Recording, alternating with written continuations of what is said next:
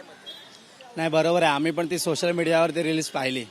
आज आपण बघितलं तर सगळ्याच ठिकाणी मुंबईमध्ये इव्हन रेल्वेचे ट्रॅक असतील, ब्रिज असतील की आपल्या आजूबाजूचे रोड बघितले तरी सुद्धा कचरा एवढ्या प्रमाणात वाढत चालला आहे. यासाठी सरकार जबाबदार 100% सरकार असं नाही बोलू शकत. पण लोकांनी पण थोडंफार भान ठेवलं पाहिजे. आपण कचरा कुठे टाकला पाहिजे, कुठे फेकला पाहिजे ते पण लक्ष दिलं पाहिजे. आणि सरकारने तर ऑब्व्हियसली दिलंच पाहिजे. आता त्याच रेल्वे रुळाच्या आजूबाजूला मुंबईच्या हो. रेल्वे रुळाच्या आजूबाजूला अनधिकृत बांधकाम आहे. हो वाढलेले आहेत. हो. त्यामुळे घाण होते असंही बोललं जातं. त्याकडे तुझं काय मत? हा ना, लोकसंख्या कंट्रोल केली झालीच पाहिजे. कारण सर्वाचं मूळ कारण हे लोकसंख्याच आहे. होणारा कचरा असो, घाण असो, काही असो, अनधिकृत बांधकाम वाढत चालली आहेत. रेल्वेच्या बाजूला तर झोपडपट्टी व्हायला लागली आहे. म्हणजे ट्रेन आता त्यात घुसेल की काय असं वाटायला लागलं. त्यामुळे हो. सरकारसोबत माणसांनी हा, दोघांनी एकमेकांना समजावून किंवा व्यवस्थित बॉन्डिंग झालं पाहिजे. ते सरकारने तर त्यावरती लक्ष दिलाच पाहिजे, कारण त्यांचं कामच आहे ना ते. पण लोकांनी पण हे लक्षात घेतलं पाहिजे की आपण कुठे कचरा टाकला पाहिजे किंवा काळजी आपल्या शहराची जशी आपण आपल्या घराची घेतो तशी गावाची, शहराची पण आपण घेतली पाहिजे. खरं सांगू तर एका गोष्टीमुळे मला एक वाईटच वाटतं की खरं तर फक्त मुंबईच नाही म्हणा, म्हणजे आपलं महाराष्ट्र जरी म्हणालो आपण तरी आपल्याला महाराष्ट्र एकाच व्यक्तीमुळे माहिती आहे तुम्हाला सर्वांना, ते की छत्रपती शिवाजी महाराजांमुळे आपल्याला महाराष्ट्राबद्दल माहिती कळलं. पुणे हा शहर जो होता जिकडे ते आत्तापर्यंत जिकडे राजा पण होते तिकडे आणि सगळं काम सगळं जागीरदाराचं काम ते सांभाळायचे. पण आता बघायला गेलं तर मुंबईतली गर्दी आता इतकी वाढली आहे, पॉप्युलेशन इतका वाढलं आहे की प्रत्येक गोष्टी छोट्या गोष्टी सांभाळणं सरकारलाही तितकंच कठीण जात आहे आणि आम्हालाही तितकंच कठीण जात आहे.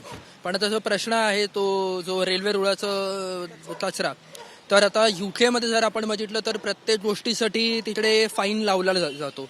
त्याचमुळे तिकडे लोक थुंकत नाहीत, त्याचमुळे तिकडे लोक पान गुटखा खाऊन पिचकाराही सोडत नाहीत. तर तिकडे ते लोक फाईनच्याच भीतीमुळे, कारण की आता फाईन आपल्याला कन्व्हर्शन जर तुम्ही केलं पाऊंड्समध्ये तर ते खूप मोठं होतं, तर त्याच भीतीने तिकडे ते काहीच लोक काही करत नाहीत. कारण की बाबा जर केलं तर आपल्याला आपल्या खिशातनं पैसे द्यायला लागतील.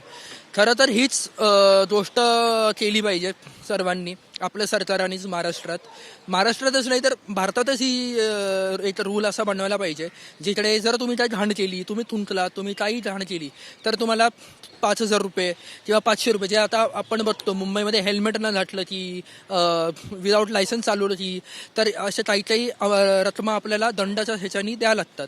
तेच जर आपण शहर स्वच्छ ठेवण्यासाठी जर आपण थोडीशी काळजी घेतली, थोडं मेहनत केलं की एवढे पैसे आपल्याला द्यावे लागतील जर आपण हे चुकीचं काम केलं तर मला असं वाटतं की जग आपलं थोडं साफ होऊन जाईल. इलिगल एन्क्रोचमेंट सुद्धा रेल्वेच्या रुळाच्या आजूबाजूला प्रत्येक रेल्वे म्हणजे लोकांचं येणं जाणं. अनधिकृत बांधकाम झोपडपट्ट्या बांधल्या जातात, त्याच्यावर तुझं मत काय?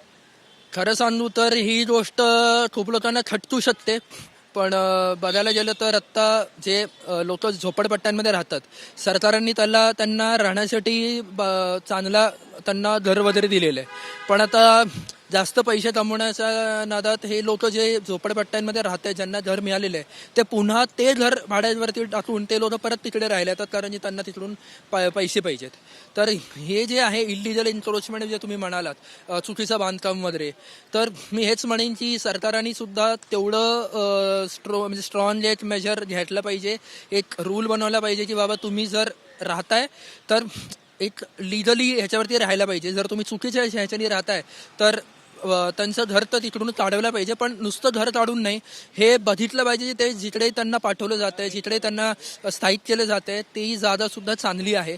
म्हणजे कसं आहे की ती एक हिंदीमध्ये म्हण आहे की साप भीट मर्जावर लाठी विना टूटे, ती जी म्हण आहे की आपलं काम पण होत आहे, रेल्वे रूळ पण आपलं नीटपैकी आहे आणि त्यांना जिकडून त्यांना दुसऱ्या जागी स्थायिक केले त्यांनाही राहण्यासाठी घर चांगलं मिळालेलं आहे. एबीपी माझा, उघडा डोळे बघा नीट.